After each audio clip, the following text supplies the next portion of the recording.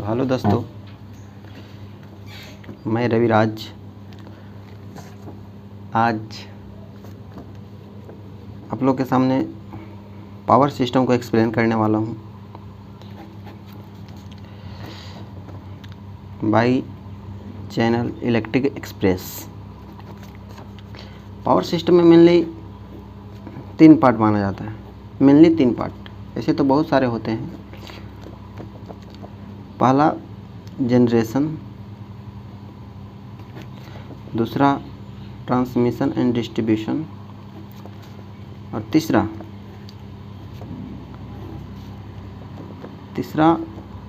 हम लोग को प्रोटेक्शन माना जाता है, SGP, switch gear and protection. ठीक है। और भी हैं, जैसे यूटिलाइजेशन भी हम लोग पावर सिस्टम का एक पार्ट माना जाता है। यूटिलाइजेशन बोलें या अब बोला जाता है यूटिलाइजेशन। और पहले के देखा जाए तो पहले के सिलेबस में इसी को बोलते हैं एस्टिमेटिंग एंड कॉस्टिंग। ठीक है। तो मेनली हम लोग के 3 पार्ट देखना है, 4 पार्ट जो ही बोलना है, 3 या 4 part: generation, transmission, distribution, protection and utilization. It is the most part of the any state of JEE.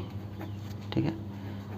Mainly बात किया है SSC, तो SSC इसमें 20 मार्क्स का पूछता है। ठीक है। तो आज बात करेंगे हम सबसे पहले जनरेशन। नहीं, ऐसे तो एक शेड्यूल बनाया है, तो देखा जाए तो पहले पावर को किस तरीक़ा से जनरेट करते हैं। ठीक है। ये आप लोग मेनली ये वीडियो उस स्टूडेंट के लिए जो पहले कुछ पढ़ चुके हैं। ठीक है। आज एक मैराथन के तौर पर एक शॉर्ट नोट्स के जरिए हम आप लोग को एक्सप्लेन करेंगे बहुत सारी चीज़ें। तो हम सबसे पहले एक्सप्लेन करेंगे ट्रांसमिशन एंड डिस्ट्रीब्यूशन। मैं आशा करता हूँ कि आप लोग जनरेशन के बारे में जानते हैं और साथ ही साथ ट्रांसमिशन और डिस्ट्रीब्यूशन के बारे में भी आप लोग के पता होगा। ठीक है।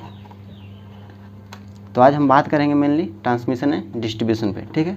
तो देखा जाए तो ट्रांसमिशन और डिस्ट्रीब्यूशन के क्या क्या आज हम आप लोग के एक्सप्लेन करने वाले हैं, एक देखा जाए तो बेसिक के तौर पे। ठीक है। तो हम सबसे पहले ठीक है बात करेंगे हम इंट्रोडक्शन के बारे में। ठीक है। क्या होता है ट्रांसमिशन एंड डिस्ट्रीब्यूशन, हल्का ब्रीफ नॉलेज। ठीक है। आप लोग के बीच ब्रीफ नॉलेज रखेंगे। ठीक है। उसके बाद हम बात करेंगे टाइप्स ऑफ ट्रांसमिशन। ठीक है। पहला हम लोग देखेंगे इंट्रोडक्शन। ठीक है। दूसरा देखेंगे टाइप्स ऑफ ट्रांसमिशन। ठीक है। टाइप्स ऑफ ट्रांसमिशन में शॉर्ट ट्रांसमिशन, मीडियम ट्रांसमिशन और लॉन्ग ट्रांसमिशन। ठीक है। तीसरा देखा जाए ट्रांसमिशन लाइन, पैरामीटर। ठीक है। मेनली आज हम इसी तीनों के बारे में हम आप लोग के बारे में बताएंगे। ठीक है। और ये जो ट्रांसमिशन एंड डिस्ट्रीब्यूशन हम 2 पार्ट में आप लोग को ख़त्म करेंगे। ठीक है। तो आज हम तीन चैप्टर के बारे में हम मूल्य रूप से जानेंगे। पहला इंट्रोडक्शन देंगे, इसको चैप्टर नहीं भूलिए, इंट्रोडक्शन आप लोग इंट्रोड्यूस कराएंगे कि ट्रांसमिशन एंड डिस्ट्रीब्यूशन क्या होता है। ठीक है। आशा करता हूँ कि आप पहले जानते होंगे। मैं फिर से बोल दे रहा हूँ कि इस वीडियो के माध्यम से आप लोग हम शॉर्ट नोट्स में ब्रीफ जानकारी देंगे, एक मैराथन के तौर पर, एक रिवीजन के तौर पर। ठीक है। तो आज हम बात करेंगे introduction, types of transmission line, short, medium और लॉन्ग, और तीसरा जो बात आता है ट्रांसमिशन लाइन पैरामीटर के बारे में। ठीक है। तो चलिए दोस्तों, आज मैं आप लोग के सामने ब्रीफ नॉलेज यानी ब्रीफ जानकारी मैराथन के तौर पर, रिवीजन के तौर पर, शॉर्ट नोट्स के तौर पर मैं आप लोग के सामने एक्सप्लेन करूँगा part by part transmission and distribution का। ठीक है। तो सबसे पहले हम जानना चाहेंगे कि कोई भी पावर को ट्रांसमिट करने के लिए सबसे पहले जनरेट करना ज़रूरी है, तभी हम उसको ट्रांसमिट करेंगे या डिस्ट्रीब्यूट करेंगे। ठीक है। तो हम आज आप लोग के सामने पावर को जनरेशन के बारे में बताऊंगा, थोड़ा सा नॉलेज। ठीक है। मेनली आप लोग बता देना चाहता हूं कि पावर को जनरेट इंडिया में 11 kV के मल्टीपल में होता है। ठीक है। 11 kV के मल्टीपल में होता है। बताना चाहूँगा कि 11 kV के मल्टीपल में ही क्यों होता है। तो जिस टाइम हम पावर जनरेशन को टॉपिक को कवर करता रहूँगा, उस टाइम मैं आप लोग के सामने बताऊँगा कि मल्टीपल ऑफ 11 kV ही क्यों करते हैं। ठीक है। अभी बता देता हूँ कि फॉर्म फैक्टर के लाइजिंग करता है, ये फॉर्म फैक्टर के मल्टीपल में पावर को जनरेट किया जाता है। ठीक है। तो सबसे पहले क्वेश्चन यहाँ से यही उठता है कि जनरेशन, इंडिया में जो जनरेशन होता है 11 kV ऑफ मल्टीपल जनरली किया जाता है। ठीक है। इंडिया की बात कर रहा हूँ मैं। ठीक है। बात करूँगा, जनरेट तो हम लोग कर दिए हैं, जनरेट करने के बाद इसको हम ट्रांसमिट करेंगे, ठीक है। ट्रांसमिट करने के बाद डिस्ट्रीब्यूट करेंगे, ठीक है। तो ट्रांसमिशन के कितने पार्ट होते हैं, ठीक है, किस किस पार्टों से ट्रांसमिशन को किया जाता है, तो हम बात करेंगे। आप लोग जैसे कि बता देना चाहूँगा फिर से कि ये शॉर्ट नोट्स है, ठीक है, इसको हम प्योरली एक्सप्लेन नहीं करूँगा, ठीक है, एक रिवीजन के तौर पर। तो आशा करता हूँ कि आप लोग की ये नॉलेज होगा, ठीक है, सिर्फ रिवीजन कराने जा रहा हूँ, ठीक है। तो बात करूँगा primary transmission, secondary transmission, primary distribution और सेकेंडरी डिस्ट्रीब्यूशन। तो आप लोगों ने देखा ट्रांसमिशन के 2 पार्ट, प्राइमरी ट्रांसमिशन और सेकेंडरी ट्रांसमिशन, और डिस्ट्रीब्यूशन के 2 पार्ट, ठीक है, प्राइमरी डिस्ट्रीब्यूशन और सेकेंडरी डिस्ट्रीब्यूशन, ठीक है। तो प्राइमरी ट्रांसमिशन 765 kV, 400 kV और 220 kV, ठीक है। 765 kV, 400 kV और 220 kV को प्राइमरी ट्रांसमिशन मानते हैं, ठीक है। उसके बाद secondary transmission 132 kV, 66 kV, 33 kV। Primary distribution 11 kV, 6.6 kV, 3.3 kV, ठीक है। सेकेंडरी डिस्ट्रीब्यूशन 415 वोल्ट या 230 वोल्ट। आप लोग को बता देना चाहता हूँ, ठीक है, कि सेकेंडरी डिस्ट्रीब्यूशन को छोड़कर प्राइमरी यानी प्राइमरी ट्रांसमिशन, सेकेंडरी ट्रांसमिशन और primary distribution RMS line to line phase होता है, RMS line to line phase. और सेकेंडरी डिस्ट्रीब्यूशन हमारा जो होता है ये क्या, secondary distribution line RMS phase voltage होता है, ठीक है। आरएमएस लाइन टू लाइन और आरएमएस फेज वोल्टेज के मतलब आप लोग जानते होंगे कि ये एक एसी का पार्ट है, एसी फंडामेंटल का पार्ट है। RMS line, peak, average, form factor. आशा करता हूँ कि आप लोग जानकारी होंगे आरएमएस किसे कहते हैं, आरएमएस लाइन टू लाइन क्या होता है, आरएमएस लाइन टू फेज क्या होता है, ठीक है। तो आशा जैसा करता हूँ कि आप लोग जानते होंगे, ठीक है। अगर इसको मैं संडे बाय संडे हर एक टॉपिक का मैराथन लाता रहूँगा, ठीक है। इसमें हम part by part mostly technical paper को कंप्लीट करूँगा, ठीक है। तो अब बात करूँगा प्राइमरी ट्रांसमिशन, ठीक है। प्राइमरी ट्रांसमिशन देखिए, हम लोग तो जनरेट किए 11 kV में, ठीक है। इसको हम क्या करेंगे, वोल्टेज को बढ़ाएंगे।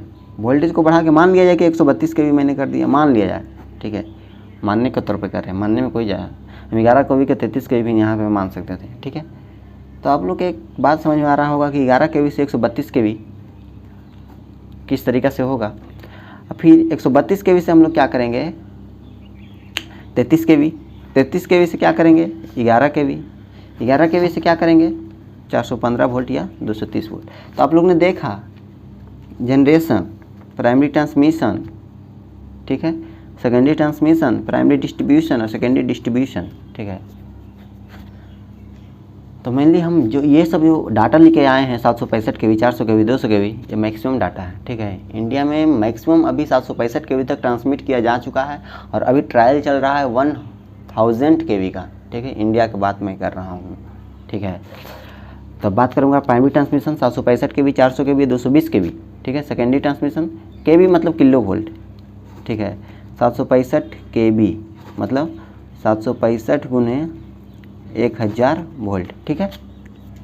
इतना को क्या किया जाता है प्राइमरी ट्रांसमिशन में रखते हैं 3 कैटेगरी के, सेकेंडरी ट्रांसमिशन, प्राइमरी डिस्ट्रीब्यूशन और सेकेंडरी डिस्ट्रीब्यूशन। तो आप लोग देख रहे होंगे कि प्राइमरी ट्रांसमिशन 11 kV से 765 kV लाने में हम लोग को किस इक्विपमेंट की ज़रूरत पड़ता होगा, तो ट्रांसफार्मर का ज़रूरत पड़ता है, ठीक है। तो किस प्रकार का ट्रांसफार्मर, स्टेप अप ट्रांसफार्मर, बिल्कुल सही बात है, ठीक है। ये जो डाटा मैंने दिया है आरएमएस लाइन टू लाइन और आरएमएस फेज वोल्टेज, ये इंपॉर्टेंट डाटा है। क्या करता है कि ये बहुत सारा एग्जाम में पूछा जा चुका है। तो अब बात करेंगे transformer connected near to generation step up, ठीक है। देखिए हम स्टेप अप ट्रांसफार्मर का यूज़ करेंगे क्योंकि 11 kV से 765 kV में हम ला रहे हैं, तो वहाँ पे ट्रांसफार्मर तो यूज होगा लेकिन स्टेप अप ट्रांसफार्मर होगा, वो भी स्टेप अप ट्रांसफार्मर। देखिए ट्रांसफार्मर 2 प्रकार का, सिंगल फेज, मेनली 2 प्रकार का, सिंगल फेज और 3 फेज। सिंगल फेज में हम सिंगल फेज में मेनली पढ़ते हैं, 3 फेज में स्टार डेल्टा, डेल्टा स्टार, बहुत सारा प्रकार इसका होता है, star star, delta star, delta delta, ठीक है। तो हम लोग बात करेंगे किस प्रकार का ट्रांसफार्मर का हम यूज करेंगे। क्वेश्चन में यही पूछता है कि स्टेप अप प्राइमरी ट्रांसमिशन में किस प्रकार ट्रांसफार्मर का यूज किया जाता है। हम लोग तो जान रहे हैं कि स्टेप अप ट्रांसफार्मर होगा, लेकिन स्टेप अप ट्रांसफार्मर में किस कैटेगरी के, ठीक है। तो वहाँ पे हम बात करेंगे क्या चीज़, delta star. Delta star transformer का क्या करते हैं, यूज करते हैं। कौन सा ट्रांसफार्मर, डेल्टा स्टार, ठीक है।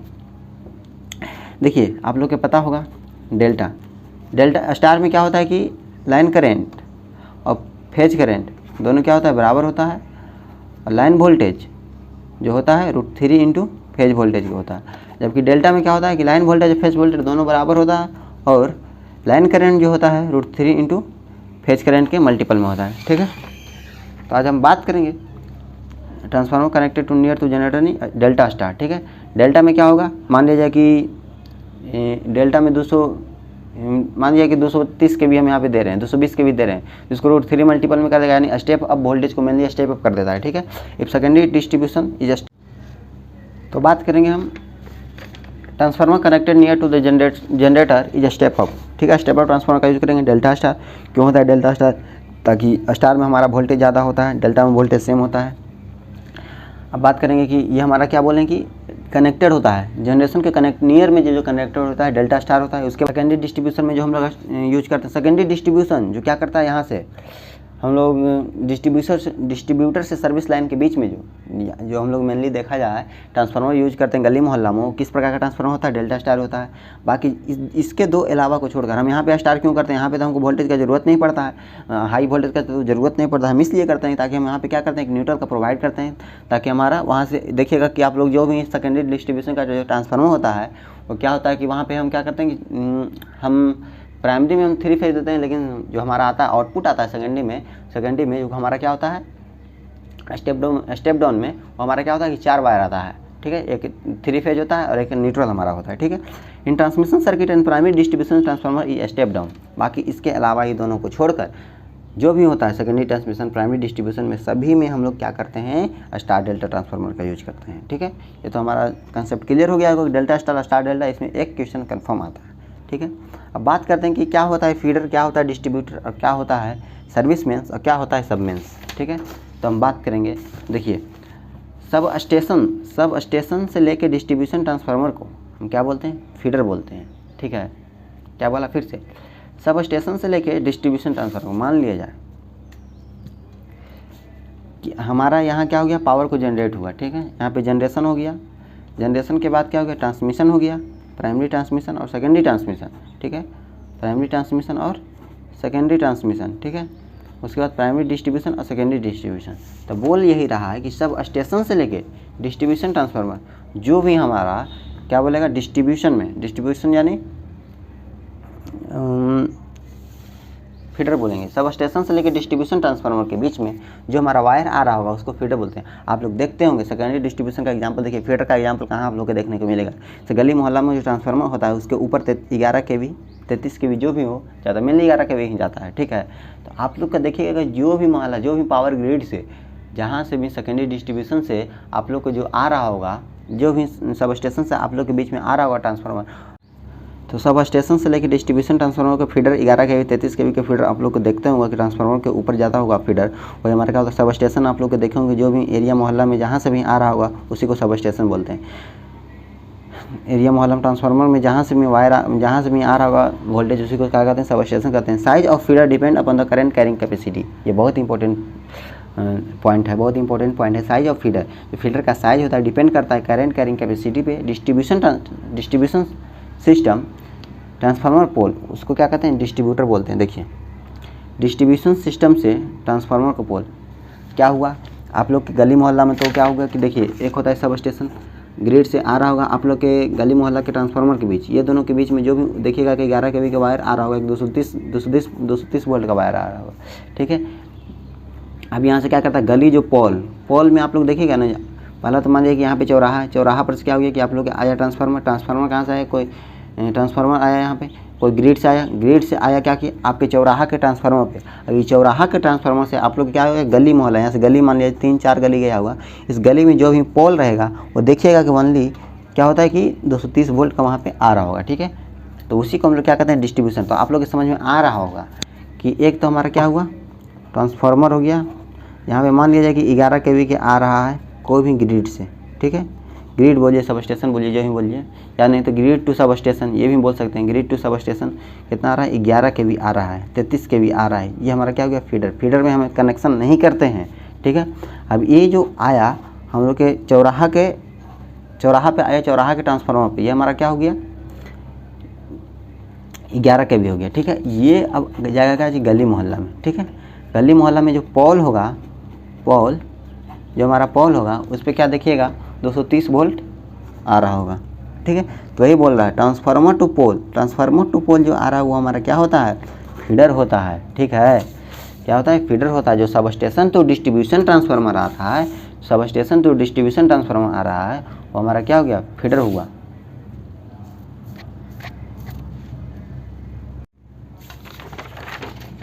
ठीक है, तो चलिए आप लोग के सामने मैं बताने जा रहा हूँ फीडर क्या होता है, डिस्ट्रीब्यूटर क्या होता है, सर्विस मेंस क्या होता है और सब मेंस क्या होता है, ठीक है।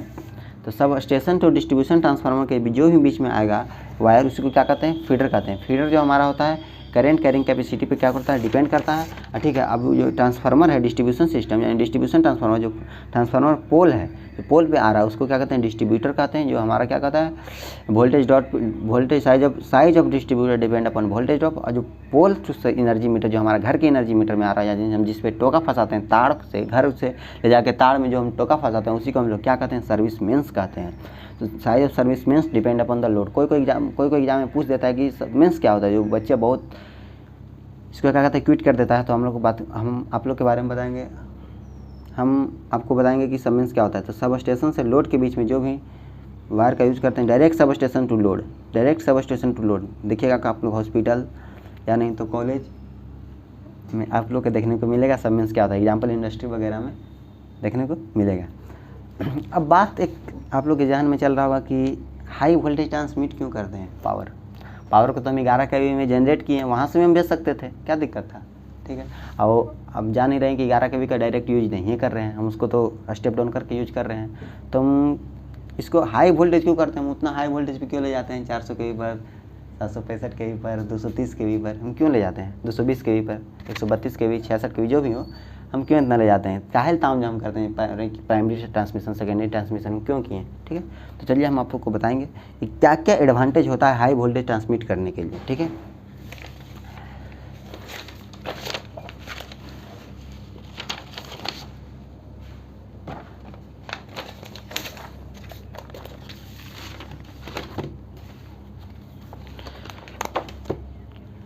ठीक है, तो हम बताएंगे कि आप लोग के क्या क्या एडवांटेज मिलता है, ठीक है।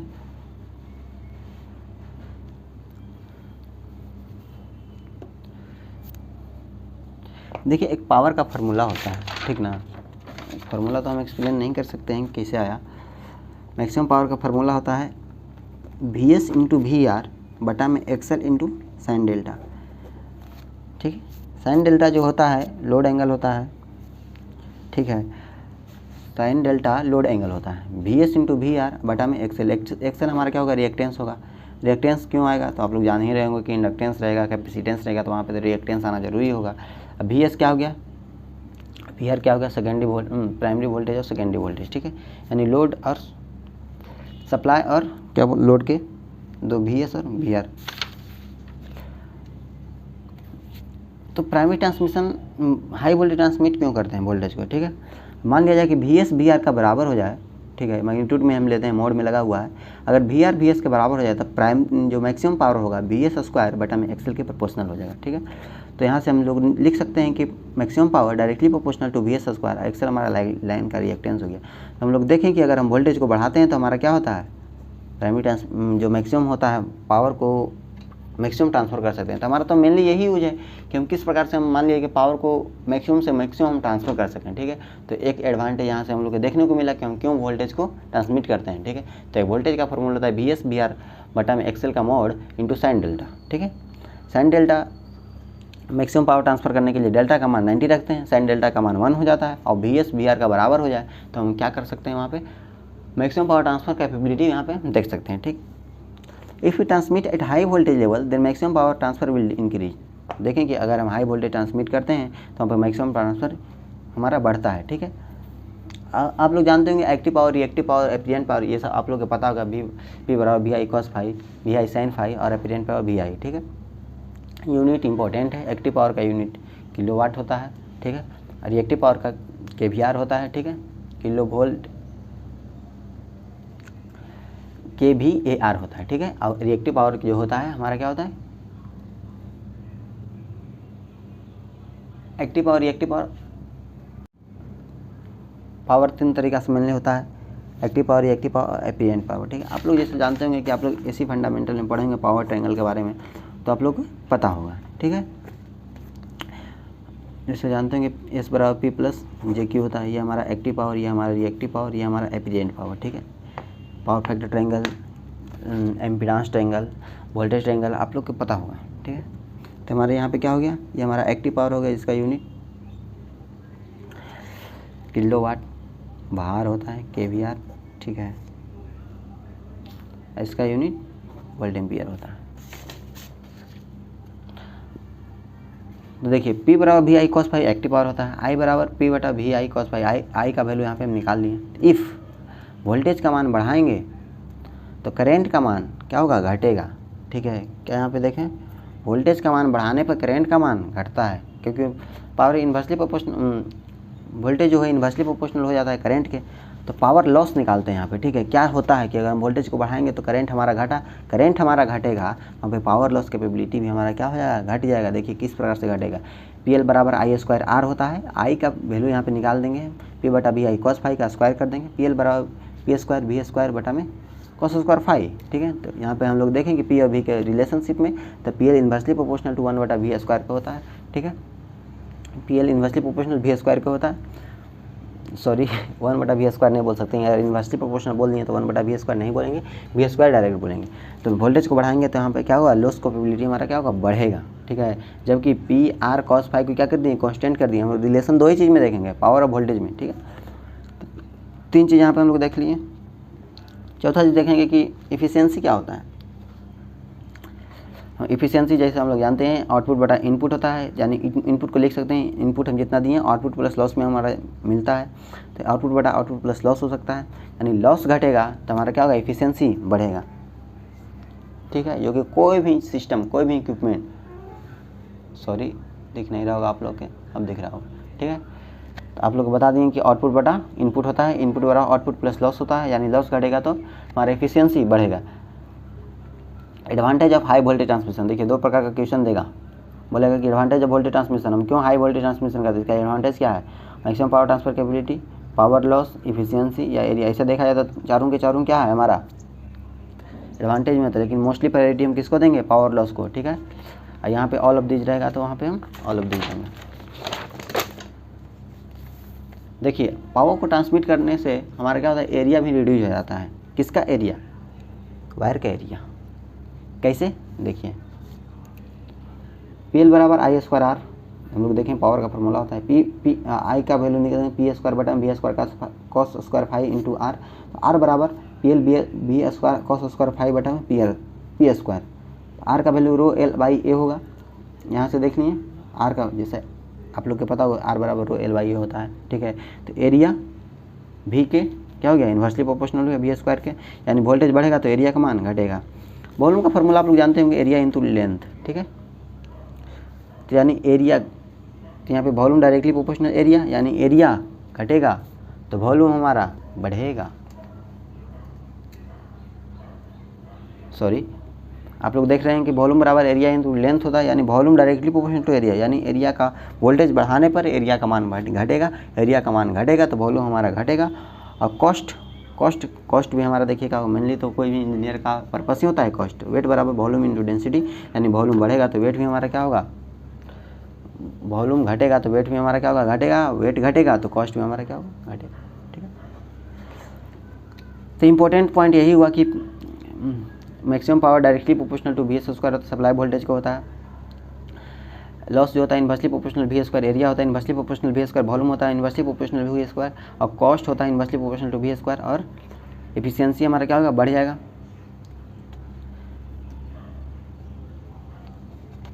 इंडिया में अभी तक ट्रांसमिशन जो हुआ है 765 के अभी तक हो चुका है। ठीक है, यहाँ पे देखिए क्वेश्चन दिया है कि highest transmission in India, option के अनुसार देखिए अगर 765 के भी होता तो 765 के भी लगाते हैं, लेकिन यहाँ पे क्या है 400 के भी है, 400 के भी ही यहाँ पे उत्तर हम लोग देंगे। ठीक है, जैसे कि आप लोग को कुछ दिक्कत परेशानियाँ करना पड़ रहा होगा, क्योंकि मेरा सेटअप कुछ अभी बहुत सारा, मेरा स्टार्टिंग फेज है तो कुछ दिक्कत का सामना करना पड़ रहा होगा आप लोग के, जैसा कि हम मान के चल रहे हैं। ठीक है, थोड़ा सा एडजस्ट कीजिएगा आप लोग, ठीक है। अब बात करेंगे कि देखिए भाई, हम लोग देखें, क्या देखें, मैक्सिमम मेरा एक ही पर्पस है, ठीक है। क्या पर्पस है भाई, कि हम वोल्टेज को किस तरीक़ा से हम बढ़ा सकते हैं, ठीक है। हमारा क्या है, वोल्टेज को, सॉरी, हम मैक्सिमम पावर को किस तरीक़ा से क्या करें, हाईएस्ट से हाईएस्ट रखें। मैक्सिमम पावर को हाईएस्ट रखने के लिए वोल्टेज को हम लोग को बढ़ाना पड़ा। बहुत सारे देखें हम लोग को क्या करना पड़ा, वोल्टेज को बढ़ाना पड़ा, ठीक है। वोल्टेज को बढ़ाने से क्या होता है, मैक्सिमम पावर होता है। क्यों हम हाई वोल्टेज करते हैं, हाई वोल्टेज ट्रांसमिट करने से हमारा क्या होता है, मैक्सिमम पावर बढ़ता है। मैक्सिमम पावर लाइन लॉस जो हमारा क्या होता है, घटता है। लाइन लॉस घटने के साथ हमारा एरिया कम होता है, वॉल्यूम कम होता है, कॉस्ट कम होता है, एफिशिएंसी बढ़ जाता है। ये हम लोग देखे हैं, ठीक है। तो हम लोग यहाँ से पी आर बराबर, यह हम लोग सूत्र देख रहे हैं, जैसे हम आप लोग के बताए होंगे, ठीक है। सूत्र जो हमारा होता है V S into V R बटा में एक्सएल इंटू साइन डेल्टा, ठीक है। मैक्सिमम पावर में साइन डेल्टा का मान 90 होता है, लेकिन स्टेबिलिटी पॉइंट ऑफ व्यू से हम लोग 30 to 45 डिग्री रखते हैं, जो कि हमारा ये पूछा जाता है, याद रखिएगा, ठीक है। तो मैक्सिमम पावर बराबर V S into V R बटा में एक्सएल इंटू साइन डेल्टा, ठीक है। तो हम बात तो कर लिए, एक्सएल को हम यहाँ पे कांस्टेंट रखें, क्या रिएक्टेंस से भी हमारा मैक्सिमम पावर इफेक्ट पड़ेगा, ठीक है। यही बोल रहा है, method to increase maximum power transfer capability. और मैक्सिमम पावर ट्रांसफर कैपेबिलिटी को किस तरीके से बढ़ाते हैं, तो हम लोग देखें कि maximum power inversely proportional to होता है, इन्वर्सली प्रोपोर्शनल टू एक्सएल होता है। यहाँ से हम लोग देखें maximum power inversely proportional to XL, और अगर if V S V R का बराबर हो जाए, यानी maximum power directly proportional to V S square, ठीक है। तो method to increase maximum power transfer capability, maximum power directly proportional to V S square, यानी बी वोल्टेज का मान बढ़ेगा तो पावर मैक्सिमम पावर का मान बढ़ेगा। और यानी हम क्या देखें कि वोल्टेज को बढ़ाकर मैक्सिमम पावर को बढ़ा सकते हैं, जो हम आप लोग के बीच एक्सप्लेन कर चुके हैं, ठीक है। अब बात करेंगे कि रिएक्टेंस को घटाकर हम किस तरह मैक्सिमम पावर को बढ़ाते हैं, ठीक है। तो इसका बहुत सारा मेथड होता है। पहला method by using parallel line. Parallel line कहने का मतलब क्या होगा कि दो रिएक्टेंस को हम क्या कर सकते हैं कि पैरेलल में लगा के हम क्या करेंगे, मैक्सिमम पावर ट्रांसफ़र कैपेबिलिटी को बढ़ा सकते हैं, ठीक है। किस तरीके से, देखिए हम लोग जानते हैं रेजिस्टेंस और रिएक्टेंस, इंडक्टिव रिएक्टेंस, मेनली तो इंडक्टिव रिएक्टेंस का ही माना जाता है, ठीक है। लोड वगैरह जितना भी होता है इंडक्टिव रिएक्टेंस, कैपेसिटी भी होता है, लेकिन मेनली हम इंडक्टिव रिएक्टेंस के बारे में बात करते हैं, ठीक है। बात करते हैं क्या चीज़, इंडक्टिव रिएक्टेंस पैरेलल में ले जाएंगे तो एक्सएल बाई 2 हो जाएगा, इसको ऊपर ले जाएंगे तो 2bs। तो हम लोग देखें कि मैक्सिमम पावर जो होता है पैरेलल में करने से 2 गुना मिलता है, ठीक है, जब हम क्या करते हैं पैरेलल लाइन में लगाते हैं, ठीक है। By using parallel line we can increase maximum power transfer capability, ठीक है। मैक्सिमम पावर ट्रांसफर कैपेबिलिटी को बढ़ा सकते हैं, सीरीज कैपेसिटर को लगा के बढ़ा सकते हैं। किस तरीक़े से, देखिए सीरीज कैपेसिटर लगाएंगे तो एक्सएल बराबर क्या हो जाएगा, वहाँ पे हम लोग जानते हैं एसी फंडामेंटल में, ठीक है, RLC पढ़े होंगे, ठीक है, RLC सीरीज सर्किट। तो यहाँ पर जेड का फार्मूला हो जाता है क्या जी, R square plus XL minus XC का होल स्क्वायर, ठीक है। तो यहाँ पे हम लोग देख सकते हैं P बराबर क्या हो सकता है, I इंटू जेड लिखते हैं, ठीक। तो मैक्सिमम पावर ट्रांसफर कैपेबिलिटी यहाँ पे हम क्या कर सकते हैं, बढ़ा सकते हैं, ठीक है। क्योंकि हम लोग जानते हैं मैक्सिमम पावर का फार्मूला आप लोग के हम बता चुके हैं, VS VR बटा में एक्सएल, ठीक है। यहाँ पे सीरीज कैपेसिटर आएगा तो एक्सएल माइनस एक्सी, ठीक है। तो एक्सएल और एक्सी का मान बढ़ेगा, यानी सीरीज कैपेसिटर का मान बढ़ेगा, तो फाइनली इसका मान घटेगा, ई घटेगा, तो मैक्सिमम पावर ट्रांसफर कैपेबिलिटी का मान बढ़ेगा। बंडल कंडक्टर का भी यूज करके, बंडल कंडक्टर या कंपोजिट कंडक्टर जो भी बोलना है, बंडल कंडक्टर या कंपोजिट कंडक्टर को यूज करके हम क्या कर सकते हैं, मैक्सिमम पावर ट्रांसफर कैपेबिलिटी को बढ़ा सकते हैं। डबल सर्किट लाइन क्या होता है आप लोग के, जैसे हम बताएंगे क्या चीज़ वहाँ पे बंडल कंडक्टर के, तो वहाँ पे हम आप लोग एक्सप्लेन करेंगे, अच्छे से एक्सप्लेन करेंगे कि डबल सर्किट लाइन क्या होता है, ठीक है। जैसा कि हम आप लोग को बताएं, लोड एंगल जो होता है स्टेबिलिटी पॉइंट ऑफ व्यू से हमारा क्या होता है 30 to 40 डिग्री होता है या 45 डिग्री होता है, ठीक है। अब हम आप लोग को देख लिए हैं कि हम किस तरीके का वोल्टेज बढ़ाना क्यों ज़रूरी होता है, मैक्सिमम पावर ट्रांसफरेबिलिटी को बढ़ाने के लिए क्या क्या मेथड होता है, ठीक है। आप लोग को पता चल गया होगा। अब मैं आप लोग के सामने ट्रांसमिशन लाइन क्लासिफिकेशन के बारे में बताएंगे, ठीक है। ट्रांसमिशन लाइन का क्लासिफिकेशन क्या होता है, तो मेनली 3 प्रकार का क्लासिफिकेशन हम आप लोग को देखने को यहाँ पे मिलेगा। ठीक है,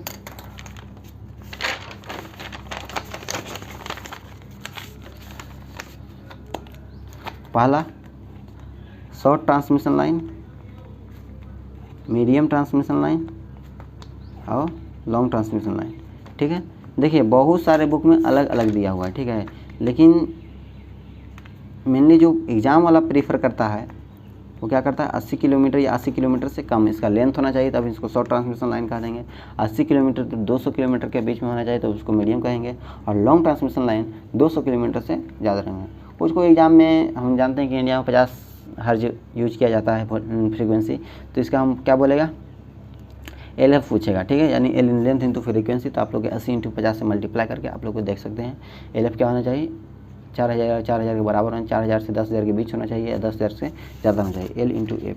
देखिए normal pi method use to up to, देखिए हम आप लोग को बताएंगे कि मीडियम ट्रांसमिशन लाइन में 3 प्रकार का होता है, नॉमिनल पाई, नॉमिनल टी और इनकंडेंसर मेथड। ठीक है, तो पूछ देता है कि मीडियम ट्रांसमिशन लाइन के नॉमिनल पाई मेथड में हम वोल्टेज कहाँ से कहाँ, हम लेंथ कहाँ से कहाँ रखते हैं। तो यहाँ पे तो हम आप लोग के 80 टू 200 किलोमीटर बताए हैं, लेकिन नॉमिनल पाई में कहाँ तक होता है, use up to 250 kilometre of length होता है। ठीक है, तो पैरामीटर जो पूछता है आजकल के एग्जाम में, ABCD पैरामीटर, जैसे कि 2 पोर्ट नेटवर्क में आप लोग जानते होंगे क्या होता है, सिमेट्रिकल का केस का होता है, रेसिप्रोकल का केस का होता है। ठीक है, तो यहाँ पे पैरामीटर के बारे में पूछ देता है, शॉर्ट ट्रांसमिशन लाइन का पैरामीटर क्या होता है, यानी पूछता यही कि इसका पैरामीटर क्या होता है, शॉर्ट ट्रांसमिशन लाइन का ABCD पैरामीटर। ठीक है, A का मान पूछेगा, B का मान पूछेगा, C का मान पूछेगा, D का मान पूछेगा। ठीक है, तो आप लोग के तो मैं यहाँ पे एक्सप्लेन नहीं कर सकता हूँ, बट ब्रीफ नॉलेज के बारे में बताते चलता हूँ। ठीक है, कि 1Z01 इसका क्या होता है, शॉर्ट ट्रांसमिशन लाइन होता है। ठीक है, जैसा कि देख सकते हैं ABCD पैरामीटर के बारे में BS इंटू BI इस प्रकार से निकाला जाता है, AVR plus BI CDR 2 port network में आप लोग पढ़े होंगे। ठीक है, तो वहाँ से निकाल सकते हैं। तो हम आप लोग को बताएंगे, सब कुछ तो नहीं बताया जा सकता एक साथ, पॉसिबल ही नहीं है। तो चलिए मैं आप लोग के यहाँ पे बताते चलता हूँ। AZ01 यानी A का मान 1, B का मान Z, C का मान 0 और D का मान 1। ठीक है, पूछेगा कि सिमेट्रिकल और इससे short transmission line ABCD parameter क्या है, 4 ऑप्शन में रहेगा, ये और साथ ही साथ ये सिमेट्रिकल या रेसिप्रोकल है क्या नहीं। तो याद रखना ये सिमेट्रिकल भी है और क्या है, रेसिप्रोकल भी है। देखिए 1 इंटू 1 A बराबर D हो गया, और AD माइनस BC, तो A और D। ठीक है, तो 1 into 1 minus BC, 0 into Z 0, तो 1 माइनस 0 बराबर 0, यानी रेसिप्रोकल, यानी फॉलो कर रहा है, सिमेट्रिकल और रेसिप्रोकल के फॉलो कर रहा है। अब बात करते हैं मीडियम ट्रांसमिशन लाइन। तो मीडियम ट्रांसमिशन लाइन 3 प्रकार का होता है, नॉमिनल पाई मेथड, इसी को बोलते हैं स्प्लिट कंडेंसर मेथड। आगे हम आप लोग को बताएंगे नॉमिनल टी मेथड यानी मिडिल कंडेंसर मेथड और इंड कंडेंसर मेथड। ठीक है, तो इसका क्या होता है, ABCD parameter 1 plus Y Z by 2, A का मान Z, Y इंटू 1 प्लस। देखिए इसको मेनली याद करने का तरीका क्या होता है, A और D को दोनों याद कीजिएगा एक साथ, 1 plus Y Z by 2, B का मान Z और C का मान Y into 1 plus Z by 4। ठीक है, ये सिमेट्रिकल भी है और रेसिप्रोकल, इसको आप कैलकुलेट कीजिएगा तो सिमेट्रिकल रेसिप्रोकल का यहाँ पे केस बन जाता है। ठीक है, अब नॉमिनल टी मेथड में हम आप लोग को बताएंगे मिडिल कंडेंसर मेथड। ठीक है, आप लोग इस सिर्फ यहाँ पे देख लीजिए इसका पैरामीटर क्या होता है, आगे हम आप लोग को बताएंगे कैसे कैसे होता है, नॉमिनल पाई नॉमिनल टी क्या होता है। ठीक है, तो बात करेंगे 1 प्लस वाई जेड बाई 2, इसका जस्ट रिवर्स हो जाता है, ये इधर ये देखिए y है, जो y यहाँ पे जो का त्यों रह जाता है, 1 प्लस वाई जेड बाई 4, इसके यहाँ पे जाकर मल्टीपल में हो जाता है। तो ये सिंपल तरीका याद करने का तरीका है, लोग अपने अपने अनुसार याद रखते हैं। तो आप लोग किस तरीका से याद रखते हैं अपने अनुसार एडजस्ट कर लीजिएगा। ये सिमेट्रिकल हो गया, रेसिप्रोकल हो गया। इन कंडेंसर मेथड ये तो और आसान है, 1 प्लस वाई जेड वाई 1। ये देखिए ये इंपॉर्टेंट है कि देखिए शॉर्ट ट्रांसमिशन लाइन ये भी फॉलो करता है सिमेट्रिकल और रेसिप्रोकल का, नॉमिनल पाई भी करता है, नॉमिनल टी भी करता है, लेकिन इन कंडेंसर में रेसिप्रोकल को तो फॉलो करता है लेकिन सिमेट्रिकल का फॉलो नहीं करता है। देख लीजिए ना आप, ये दोनों बराबर हो ही नहीं सकता। अब बात करेंगे हम क्या चाहिए, वोल्टेज रेगुलेशन क्या होता है। ठीक है, बहुत इंपॉर्टेंट टॉपिक वोल्टेज रेगुलेशन। ठीक है,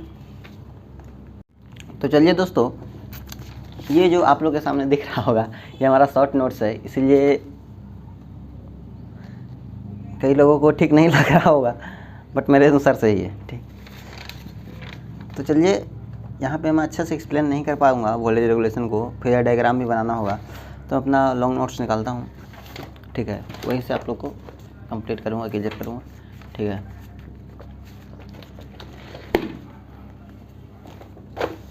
वोल्टेज रेगुलेशन क्या होता है, ठीक है, आप लोग को जैसे दिख रहा होगा, no load minus full load बटा में फुल लोड, ये हमारा क्या होगा वोल्टेज रेगुलेशन का फॉर्मूला हो गया, ठीक है।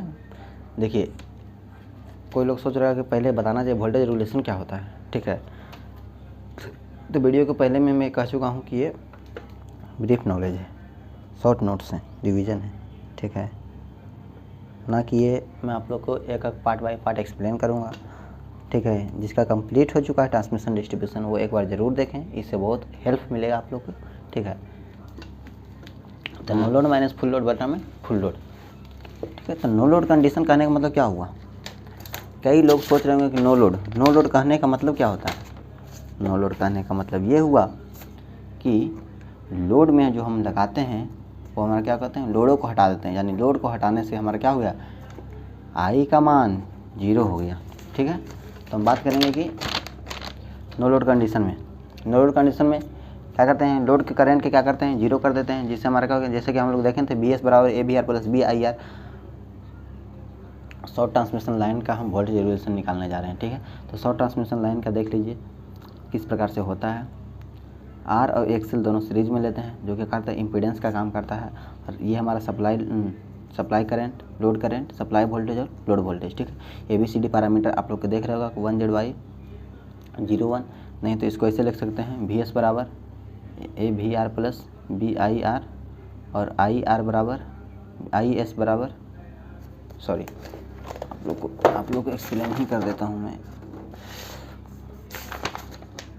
देखिए यहाँ IS, ठीक है, ABCD पैरामीटर में VS बराबर, आप लोग को 2 पोर्ट देख पढ़े होंगे तो आप लोग को याद होगा कि VS बराबर AVR प्लस BIR, IS बराबर CVR प्लस DIR, ठीक है।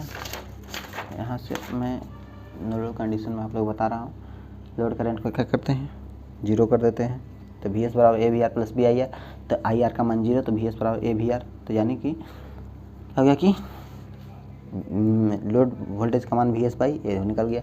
तो नो लोड का वोल्टेज माइनस फुल लोड का वोल्टेज बटा में फुल लोड का वोल्टेज, ये जनरल, ये क्या हमारा जनरल फार्मूला है। कई लोग याद ही सिर्फ रखते हैं कि no load minus full load बटा में फुल लोड, ठीक है। अगर क्वेश्चन में ए का मान दे दिया है तो आप वोल्टेज रेगुलेशन पूछेगा तो ये फार्मूला का यूज करेंगे, ठीक है। यहाँ पे लिख दिया गया for all transmission line, general formula है। देखिए ए का मान यहाँ पे लिखा गया है, ए का मान 1 रहने पर no load minus full load, ये कंडीशन होता है, ठीक है। ए का मान 1 रहेगा तो। अब बात करते हैं phasor diagram of short transmission line क्या होता है, ठीक है। तो phasor diagram of short transmission line, ठीक है। फेजर डायग्राम आप लोग बहुत सारा फेजर डायग्राम बनाए होंगे, क्या उसको बोलता है, ट्रांसफार्मर में तो भर भर का फेजर डायग्राम है, ठीक है। तो आप लोग को ऐसा करता हो कि फेजर डायग्राम आप लोग को बनाने आता होगा, ठीक है। फेजर डायग्राम कुछ नहीं है, आप लोग वहाँ पे भी फेजर डायग्राम पढ़े होंगे, इसी फंडामेंटल में RL का, RC का, RLC का पूरा फेजर डायग्राम। फेजर डायग्राम क्यों बनाते हैं, फेजर डायग्राम इसलिए बनाता है कि हमारा कैलकुलेशन सिंपल हो जाए और कुछ नहीं है।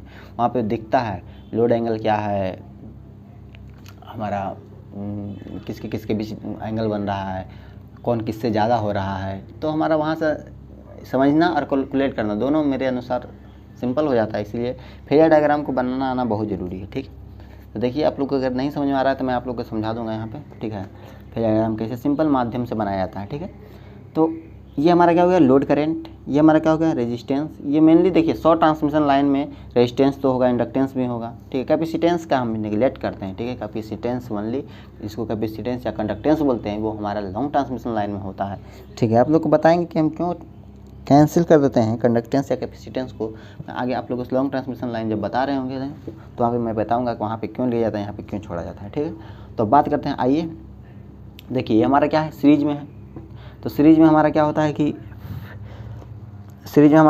कि करंट समान होता है। तो हम क्या करेंगे, करंट को रेफरेंस मानेंगे।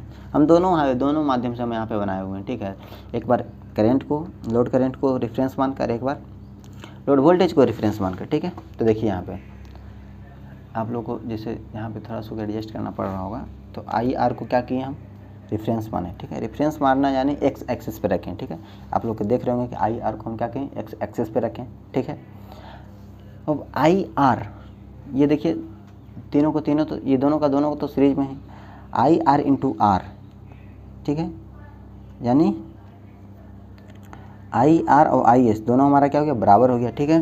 तो हम लोग देखेंगे वोल्टेज ड्रॉप ऑफ देखेंगे रेजिस्टेंस के बीच का voltage drop IR into R, ठीक है। ये किसके फेज में होगा, ये दोनों IR के फेज में ही होगा, जैसे आप लोग को पढ़े होंगे क्या चीज़, प्योर रेजिस्टिव सर्किट, तो आप लोग को पता होगा आई और आर दोनों सेम फेज में होता है, ठीक है। आई इंटू रेजिस्टेंस के वोल्टेज, करंट और रेजिस्टेंस पे वोल्टेज ड्रॉप जो होगा सेम फेज में होगा, ठीक है। तो आप लोग को दिख रहा होगा यहाँ पे थोड़ा सा एडजस्ट करना पड़ रहा होगा। I R into R, I R के सेम फेज में होगा, और आई आर इंटू एक्सएल हमारा क्या करेगा, आई आर इंटू एक्सएल, तो आर और एक्स हमारा क्या हो गया कि रेजिस्टेंस और इंडक्टेंस हमारा रेजिस्टेंस से क्या करता है, sorry, I R into R ये हमारा क्या होगा, सेम फेज में होगा, ठीक है। तो देखिए यहाँ पे आई आर इंटू आर मैंने यहाँ ले लिया, ठीक है। आप लोग को बताने जा रहा हूँ कि फेजर डायग्राम क्या होता है। फेजर डायग्राम बहुत इंपॉर्टेंट है, ठीक है। किसी भी टॉपिक को कैलकुलेट करने में आसान हो जाता है, समझने में आसान हो जाता है। फेजर डायग्राम आप लोग भर के बनाए होंगे, ट्रांसफार्मर में बनाए होंगे, एसी फंडामेंटल में बनाए होंगे, प्योर रेजिस्टिव, क्या करता है, कैपेसिटी, इंडक्टिव, आरएल सी, पैरेलल, सीरीज पैरेलल, सब रेजोनेंस वगैरह पूरा फेजर डायग्राम ही नचता है वहाँ पे, ठीक है। तो यहाँ भी फेजर डायग्राम को समझना बहुत इंपॉर्टेंट है, क्योंकि आजकल एग्जाम में पूछे जाने लगे हैं, ठीक है। तो आप लोग यहाँ पे देख रहे होंगे कि हमारे 100 ट्रांसमिशन लाइन का फिगर है। आई आर हमारा क्या है, आई आर यहाँ पे आई आर और आई एस दोनों तीन, ये हमारा क्या है सीरीज में, तो हमारा क्या होगा, आई आर को रेफरेंस मानेंगे, यानी एक्स एक्सिस पे हमारा क्या रखेंगे, आई आर को रखेंगे, ठीक है। तो देखिए यहाँ पे आई आर को रेफरेंस फेज में क्या किए, एक्स एक्सिस में रखेंगे। लोड वोल्टेज जो है हमारा क्या करेगा, मेनली तो हमारा क्या है, लैगिंग लोड है। लैगिंग लोड करने का मतलब रिएक्टेंस भी हमारा है, तो रिएक्टेंस में हमारा क्या होता है, लैगिंग लोड में हमारा क्या होता है, आई आर जो होता है, यानी करंट जो हमारा होता है लैग करता है वोल्टेज से। यानी कहने का मतलब ये है हमारा वोल्टेज वहाँ पे क्या करता है कि वोल्टेज हमारा लीड करता है, ठीक है। तो यहाँ पे देखिए वोल्टेज को लीड करा दिए हैं, ठीक है। यहाँ पे क्या किए, वोल्टेज को लीड करा दिए हैं, ठीक है। अब देखिए क्या होता है, अब ड्रॉप निकालेंगे। रेजिस्टेंस पे ड्रॉप कितना, आई आर इंटू आर, तो I R into R current के रिफरेंस हमारा क्या होगा, ड्रॉप हो गया आई आर इंटू आर। तो देखिए इसके पैरेलल में आई आर इंटू आर हो गया, और आई आर इंटू एक्सएल, आई आर इंटू एक्सएल जो हमारा क्या हो गया, आई आर इंटू एक्सएल, एक्सएल के बीच में जो हमारा क्या होगा, एक्सएल पे ड्रॉप हुआ वो हमारा क्या करेगा, लैग करेगा, यहाँ से 90 डिग्री मैंने लैग कर दिया। तो आप लोग को दिख रहा होगा यहाँ पे थोड़ा सा, देखिए हमारा आई आर हुआ और वी आर हमारा क्या हुआ, यहाँ पे लीड किया, लीड करने के बाद R into I R resistance के बीच में ड्रॉप हुआ, मैंने यहाँ पे दिखा दिया। इसके पैरेललोग्राम रूल से हम क्या किए, आई आर इंटू आर इसके ऊपर शिफ्ट कर दिए, पैरेललोग्राम लॉ से कोई भी फेजर को शिफ्ट कर सकते हैं। और ये हम क्या किए कि एक्सेल के बीच, एक्सेल पे जो हमारा ड्रॉप हो रहा है वो वोल्टेज से हमारा क्या करेगा, लैग करेगा, ठीक है। तो यहाँ पर लैग करने के लिए एंटी क्लॉकवाइज में कर दिए, और आई आर इंटू जेड यहाँ पर बन गया, यानी इम्पीडांस के बीच में, इम्पीडांस में टोटल वोल्टेज ड्रॉप और सप्लाई वोल्टेज, तो तीनों को मिलाने पे हमारा क्या हो गया, सप्लाई वोल्टेज मिल गया। तो मेनली यही देखा जाता है कि टोटल का टोटल हमारे यहाँ पे। तो देखिए आई आर को रेफरेंस मांगे, वोल्टेज हमारा क्या किया, लीड किया 5 डिग्री से, ठीक है। अब I R into Z drop निकालने के बाद हमारा वी एस निकल गया, V R plus I R into Z. तो मेजर फेजर डायग्राम मेनली यही हुआ मेरा, ठीक है। तो इसी को अगर आप चाहते हैं कि वी आर को रेफरेंस माने तो वी आर को रेफरेंस मानिए, ठीक है। आई आर क्या होगा, हमारा लैग करेगा, कितना से करेगा, 5 आर से करेगा, ठीक है। और आई आर इंटू आर इसके पैरेलल में हम क्या किए कि पैरेललोग्राम रूल से यहाँ पे हम खींच दिए आई आर इंटू आर, और आई आर इंटू एक्सएल जो हमारा क्या करेगा, लैग करेगा, आई आर इंटू जेड के बीच में हमारा क्या हुआ, ये ड्रॉप हुआ, और वी एस हमारा पूरा क्या हुआ, हमारा सप्लाई वोल्टेज मिला। तो आशा करता हूँ कि आप लोग को समझ में आ रहा होगा। तो देखिए ये हमारा टोटल का टोटल कैलकुलेशन है जो मैं आप लोग को देख रहा होगा। तो इतना तो बताना पॉसिबल नहीं है यहाँ पे। अगर किसी को इंटरेस्ट हो तो मुझे पर्सनल मैसेज कर सकता है, ठीक है। कमेंट बॉक्स में कमेंट कर सकता है एक्सप्लेन करने के लिए, तो मैं एक्सप्लेन कर दूँगा, ठीक है। तो अब बात करते हैं वोल्टेज रेगुलेशन क्या होता है। फार्मूला निकल के आता है शॉर्ट ट्रांसमिशन लाइन में वोल्टेज रेगुलेशन क्या होता है, ठीक है। तो बात करते हैं वोल्टेज रेगुलेशन के बारे में, no load minus full load बटा में फुल लोड। तो मेनली यही फार्मूला आता है I R into R cos phi R plus XL sine phi R बटा में वी आर। यही फार्मूला को रट लेना है, याद कर लेना, जैसे भी आपको याद करना हो। लैगिंग लोड के लिए देखिए मेनली यही देखा जाता है, लैगिंग लोड हो तो वहाँ पे एक्सेल करेंगे, लीडिंग लोड हो तो यहाँ पे माइनस करेंगे, प्लस माइनस, यही लैगिंग लोड के लिए प्लस, लीडिंग लोड के लिए माइनस, ठीक है।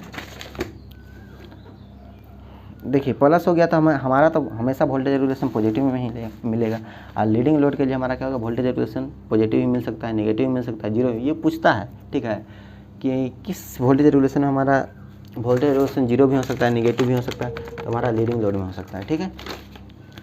अब बात करते हैं क्या चीज़, जब when power factor is unity then voltage regulation, अगर पावर फैक्टर को यूनिटी कर दिया जाए तो हमारा क्या वोल्टेज रेगुलेशन क्या होगा। पावर फैक्टर कहने का मतलब कॉस फाई है, तो कॉस फाई का वैल्यू 1 रख दो और साइन फाई का वैल्यू 0 रख दो, तो हमारा क्या होगा, यूनिटी हो जाएगा। तो देखिए यहाँ पे रख दीजिए ना, किसी में रख दीजिए, कॉस फाई का मान 1, इसका 0, तो ये पूरा वैल्यू 0 हो जाएगा, ये पूरा वैल्यू 0, तो आई आर इंटू आर बटा में वी आर सिर्फ हो जाएगा, इंटू 100% में निकालना होगा तो आराम से निकाल सकते हैं। तो वही लिख सकते हैं, for unity power factor voltage regulation is always positive.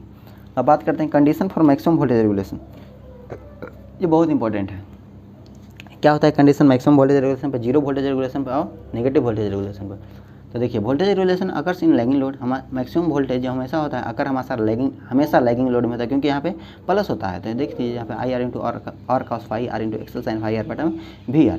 तो इसको देखिए condition for maximum voltage regulation का मैक्सिमम मिनिमम आप लोग ट्वेल्थ या बेसिक इंजीनियरिंग मैथमेटिक्स में आप लोग पढ़े होंगे फर्स्ट या सेकंड सेम में, कंडीशन क्या होता है मैक्सिमम के लिए। तो इसका करते हैं इंटीग्रेट करते हैं, जिसके रिस्पेक्ट में हमारा मैक्सिमम मांगता है उसी के रिस्पेक्ट में हम इंटीग्रेशन करते हैं, 0 को बराबर करते हैं। तो यहाँ पे डिफ्रेंशिएशन करते हैं। डिफ्रेंशिएशन करने पर देखिए आई आर को निकाल दिए, आर कॉस फाई आर का माइनस सन फाई आर और सेन फाई आर का कॉस फाई आर, ठीक है। डिफ्रेंशिएशन हो गया वी आर के रिस्पेक्ट में, इसके 0 के बराबर, तो ये हमारा इधर जाएगा तो 0 हो जाएगा, और ये हमारा इधर डिवाइड में होगा तो ये हमारा क्या होगा 0 हो जाएगा, ठीक है। तो minus R cos phi R plus XL sine phi R बराबर 0 हो गया। तो आर सन फाई आर के इधर लाएंगे, एक्सल कॉस फाई आर का उधर ले जाएंगे, तो हमारा क्या होगा इक्वल हो जाएगा, और साइन फाई आर बटा में कॉस फाई आर बराबर एक्सल बाई आर होगा, यानी टेन फाई आर बराबर एक्सल बाई आर, ठीक है। यही निकल के कंडीशन हमारा यही है, ठीक है। तो आप लोग देखो इम्पीडेंस ट्रेंगल आप लोग पढ़े होंगे क्या चीज़ ऐसी फंडामेंटल में, तो टेन थीटा का वैल्यू क्या होता है एक्सल बाई आर, ठीक है। यहाँ भी एक्सल बाई आर, यानी टेन फाई बाई बराबर टेन थीटा और थीटा आर बराबर फाई आर बराबर थीटा, ठीक है। Condition for maximum voltage regulation हमारा ये होता है, यानी power factor angle of load is equal to angle of impedance. ये हमारा क्या होगा पावर फैक्टर एंगल हो गया, हमारा क्या होगा लोड का इंपीडेंस एंगल हो गया, ठीक है। तो ये हमारा क्या होता है कंडीशन होता है, बहुत इंपॉर्टेंट है, ठीक है। ये कभी नहीं होता है फाई आर बराबर थीटा, यही हमारा होगा, ये थीटा बराबर फाई आर नहीं होगा, ठीक है। अब बात करते हैं power factor at maximum voltage regulation. Maximum voltage regulation power factor at maximum power factor क्या होगा मैक्सिमम वोल्टेज रेगुलेशन पर, तो कॉस फाई आर बराबर आर बाई जेड। अब बात करते हैं क्या चीज़ condition for zero voltage regulation. तो हम लोग देख लिए मैक्सिमम वोल्टेज रेगुलेशन कंडीशन क्या होता है, जीरो वोल्टेज रेगुलेशन पे क्या होता है, हमारा पावर फैक्टर 0 होता है, power factor unity power factor पर वोल्टेज रेगुलेशन क्या होता है, और power factor at maximum voltage regulation क्या होता है। अब बात करते हैं condition for zero voltage regulation और condition for minimum voltage regulation. तो बात करते हैं जीरो वोल्टेज रेगुलेशन हमेशा लीडिंग लोड में होगा, लैगिंग लोड में तो हमारा प्लस होता है I R into R cos phi R plus XL sine phi R बटा में वी आर। तो हमारा वहाँ पर तो प्लस आता है, तो जीरो का बात ही नहीं होगा वहाँ पे। जीरो किस में आएगा, हम आप लोगों को एक्सप्लेन कर चुके हैं, जीरो जो होगा हमेशा लीडिंग लोड में होगा, नेगेटिव लीडिंग लोड में होगा, ठीक है। अब बात करते हैं क्या चीज़ जीरो किस प्रकार से होगा वोल्टेज रेगुलेशन। लीडिंग लोड के फार्मूला हम वहाँ पे लिख दिए हैं, लीडिंग लोड के लिए वोल्टेज रेगुलेशन, ये इसको 0 कर दें, ये इधर आएगा 0 हो जाएगा, ये भी हमारा क्या होगा 0 हो जाएगा, यानी R cos phi R equal to XL sine phi R, यानी साइन फाई आर बटा में कॉस फाई आर बटा में आर एक्सल, यानी टेन फाई आर बराबर में R by XL, tan phi बराबर में आर बाई एक्सल, यानी 1/10 थीटा। इम्पीडेंस ट्रेंगल से हम लोग देखेंगे एक्सल बाई टेन थीटा बराबर एक्सल बाई आर, तो यहाँ पे देख सकते हैं 1/10 थीटा बराबर आर बाई एक्सल, दोनों को हम क्या करें इन्वर्स कर दिए, अपोजिट कर दिए, करने के बाद कॉट थीटा ये हो जाएगा टेन फाई आर बराबर, यानी टेन फाई आर बराबर 10 into pi by 2 minus theta, यानी फाई आर बराबर पाई बाई 2 माइनस थीटा। ये हमारा जीरो वोल्टेज रेगुलेशन जो बहुत इंपॉर्टेंट है। Condition for minimum voltage regulation, minimum voltage regulation हमारा लीडिंग लोड में होगा, ठीक है। इसका क्या कर इसको मिनिमम वोल्टेज रेगुलेशन करने के लिए कॉस फाई आर को 0 कर सकते हैं, तो हमारा क्या होगा मिनिमम मतलब जितना से जितना मिनिमम, नेगेटिव में भी हमारा क्या होता है मिनिमम में होता है, तो इसको 0 कर दिए। 0 करने के बाद हमारा क्या हो गया मिनिमम वोल्टेज कॉस फाई, यानी पावर फैक्टर को 0 करने पर, या नहीं तो क्या है प्योर कैपेसिटर को लगाने पर हमें क्या हो सकता है मिनिमम वोल्टेज रेगुलेशन मिल सकता है, ठीक है। फेजर डायग्राम देखिए क्या है, ये हम आप लोग को अच्छे से एक्सप्लेन करता हूँ शॉर्ट नोट से, ठीक है। Phasor diagram of nominal pi method, ठीक है, दिख रहा होगा। आप थोड़ा सा एडजस्टिंग में प्रॉब्लम हो रहा होगा आज आप लोग को, अगला बार से नहीं होगा, ठीक है। तो बात करते हैं phasor diagram of nominal pi method. तो हम लोग जानते हैं कि नॉमिनल पाई को इसी को स्प्लिट कंडेंसर मेथड बोलते हैं, ठीक है। ये हमारा देखिए क्या है सप्लाई वोल्टेज, ये हमारा load current, supply current load current, ये हमारा क्या हो गया ये हमारा जेड हो गया, इम्पीडेंस हो गया, लोड वोल्टेज सप्लाई वोल्टेज। ये हमारा क्या हो गया दो कैपेसिटर कंडेंसर लगाते हैं यहाँ पे, ठीक है, लैगिंग लोड ही हमारा है। IC1 इसमें करंट जाएगा, IC2 इसमें करंट जाएगा, इसमें हमारा क्या हो जाएगा, लाइन करंट। तो देखिए यहाँ पे थोड़ा सा आप लोग को समझना होगा, ठीक नहीं। जैसे देखिए यहाँ पे IR को आप लोग डिफरेंस मानिएगा या VR को, अगर आपका फेजर डायग्राम का कंसेप्ट क्लियर है तो आप IR से भी बना सकते हैं और VR से बना सकते हैं। लेकिन हम क्या चाहते हैं कि जितना से जितना सुविधा हम लोग को फेजर डायग्राम बनाने में ज़्यादा लेंदी ना हो, तो हम लोग यहाँ पे VR को क्या करते हैं, रेफरेंस मानते हैं, यानी लोड वोल्टेज को। यहाँ पे क्या करें, VR को रेफरेंस माने लैगिंग के लिए। लैगिंग की कंडीशन में क्या होता है, अगर हमारा क्या होता है कि करंट हमारा लैग करता है और वोल्टेज लीड करता है, ठीक है। लेकिन यहाँ पे क्या करें, VR को रेफरेंस बना लिए तो हमारा क्या होगा, करंट हमारा लैग करेगा, तो करंट को लैग करवा दिए। अगर हम IR को मानते हैं तो वोल्टेज को लीड करवाते हैं, जैसा कि शॉर्ट ट्रांसमिशन में हम आप लोग को बताए थे। तो देखिए यहाँ पे करंट को लैगिंग करा दिए, IR तो हमारा लैग होगा, ठीक है।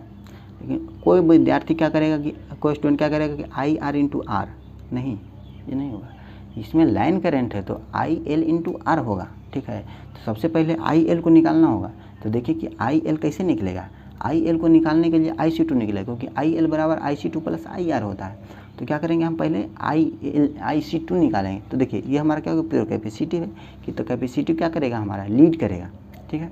तो IR के रिस्पेक्ट में हमारा क्या करेगा, कैपेसिटी लीड करेगा। तो लीड हम यहाँ पे करवा दिए, देखिए IC2, सॉरी, ये तो हमारा पैरेललोग्राम, यहाँ भी कर सकते हैं हम पैरेललोग्राम रूल से। देखिए हम क्या किए, VR से हम क्या किए, कैपेसिटी को, देखिए ये प्योर कैपेसिटी है। तो हम लोग जानते हैं कैपेसिटी को कंडीशन में क्या करता है, हमारा लीड करता है करंट, तो करंट को लीड करवा दिए। करंट को लीड करने पैरेललोग्राम रूल से IC2 हमारे यहाँ पे क्या होगा, पैरेललोग्राम रूल से हमें IC2 यहाँ पे निकाल दिए। अब देखिए IL निकल गया, IL बराबर IR प्लस IC2, ये हमारा IL निकल गया। अब देखिए क्या होगा, IC1, आइए भाई IC1, देखिए IC1 कैसे निकलेगा।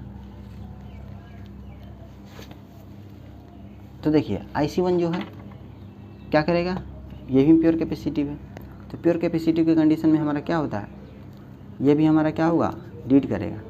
तो सबसे पहले IC1 नहीं निकालेंगे, IC1 निकालेंगे कब, ये वोल्टेज से हमारा लीड करेगा, VS से, तो VS निकालेंगे तब तो IC1 निकलेगा, ठीक है। देखिए ये हमारा बनेगा 90 डिग्री, इसके ये हमारा इससे बनेगा 90 डिग्री, ठीक है। सॉरी यहाँ पे थोड़ा सा गैदरिंग हो गया, IC1, ठीक है। तो मैं बताता हूँ आपको, देखिए कैसे, पहले हम VS कैसे निकालेंगे। VS निकालने के लिए देखिए, VS निकालने के लिए हम सबसे पहले क्या करेंगे, सबसे पहले VR यानी VR plus IL into R, IL into Z मोटा मोटी। तो देखिए ना आप यहाँ पे VR को रेफरेंस माने, IL इंटू R, IL तो यहाँ पे निकल गया, IL तो इसके रिस्पेक्ट में हम यहाँ पर पैरेललोग्राम रूल से यहाँ से IL निकाल दिए। और IL into R, IL into R, यहाँ पे देखिए IR कैसे हम IL into R, IL into XL lag करेगा हमारा 90 डिग्री। और तो ये दोनों का फेजर IL इंटू Z हो जाएगा, जो कि यहाँ पे देखिए। तो VS बराबर क्या हो गया, VR plus IL into Z, तो हमारा देखिए पूरा निकल गया। अब बात आ गया IC1 कैसे निकलेगा, देखिए IC1 जो निकलेगा, देखिए हमारा ये जो IC1 है VS से हमारा क्या करेगा, लीड करेगा। तो ये देखिए VS से लीड करवा दिया IC1। और IC1 IS कैसे निकलेगा, IS में तो हमारा है, तो IC1 यहाँ पे हम क्या करेंगे, पैरेललोग्राम रूल से IL के सापेक्ष हम क्या कर दिए, यहाँ पे निकाल दिए। और ये हमारा फेजर निकल गया IS का, यानी IC1 और IL का फेजर हमारा IS निकल गया। अब नॉमिनल पाई मेथड, इसको हम कहते हैं क्या चीज़, इसको हम कहते हैं स्प्लिट कंडेंसर मेथड, इसको बोलते हैं नॉमिनल पाई को, शायद सॉरी भूल गए हैं मैं, मिडिल कंडेंसर मेथड इसको, और इसको इंड कंडेंसर मेथड, 3 प्रकार का होता है। तो नॉमिनल टी मेथड के आगे कैसे, देखिए नॉमिनल टी कह रहा है, तो देखिए क्या करेगा, दोनों तरफ R/2 जी XL/2, R/2 जी XL/2, ये हमारा लोड वोल्टेज, हमारा क्या हो गया, लोड करंट हो गया IC, supply current VS VR। देखिए लैगिंग लोड के केस में हमारा क्या होगा, चलिए दिख रहा होगा, आशा करता हूँ आप लोग का। थोड़ा सा इसका फेजर डायग्राम आसान है, फेजर डायग्राम बनाना बहुत आसान है, बहुत आसान, ठीक है। तो देखिए आप लोग थोड़ा सा, आप लोग हो सके तो एडजस्ट कीजिएगा। आप लोगों को मैं यहाँ पे थोड़ा सा फिगर बना देता हूँ, तो ताकि एक्सप्लेन करने में आसान हो।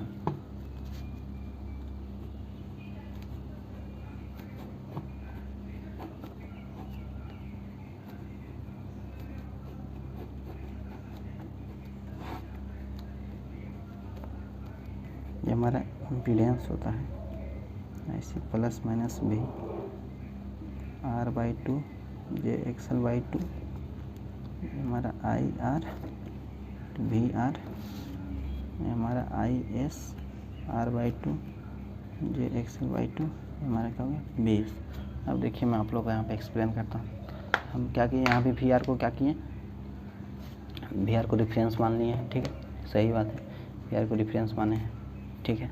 अब क्या करेगा IR जो होगा इसको क्या करेगा, लाइक करेगा, क्योंकि हमारा क्या है लैगिंग लोड है, तो लाइक करने के लिए लाइक करवा दिए, ठीक है। अब IR/2 इसी का सपेज पैरेललोग्राम रूल से IR/2 IR × XL, इसको क्या किए Z/2 हो जाएगा इसको, तो ये हमारा IR × Z/2 ये हमारा मिल गया। अब देखिए क्या किएगा, अब ये हमारे इस पे ड्रॉप निकालेंगे, तो इस पे ड्रॉप निकालने के लिए सबसे पहले हम क्या करेंगे IC निकालेंगे, ठीक है। IC कब निकलेगा,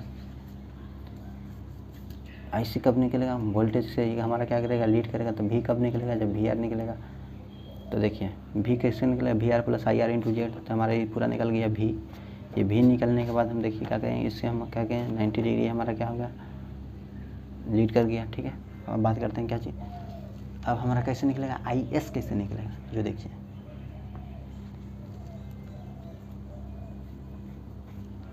IS कैसे निकलेगा, तो IS तो सीधे सीधे आप लोग को दिख रहा है, IS कब निकलेगा, इस पे जो हमारा लोड है ये कैसे निकलेगा।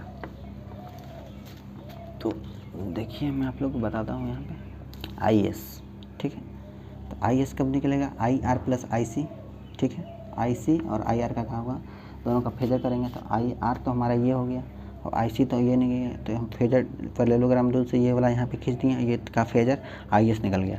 अब IS का ड्रॉप देखिए किस में हो रहा है, IS × R/2 IS × JXL/2, तो IS × R/2, तो ये इसका पैरेललोग्राम यहाँ बना, सॉरी हाँ सही है, ये इसका यहाँ बना IS × R/2 और IS × JXL/2, ये हमारा क्या होगा IR से हमारा रेजिस्टेंस से क्या करेगा लाइक करेगा, IS × Z/2, इसमें हमारा क्या होगा IS सप्लाई का ड्रॉप निकल गया। अब तीनों का फेजर देखिए कैसे होगा, VS किसके बराबर हो गया, VS हो गया VR + V के बराबर, ठीक है। तो यानी ये जो हमारा पूरा हुआ V + IS × Z/2 का हमारा क्या हो गया फेजर हो गया, ठीक है। अब बात करते हैं, आप लोग को समझ में आ रहा होगा, बहुत ही आसान है फेजर डायग्राम बनाना। एक आप लोग पहले क्या कीजिए कि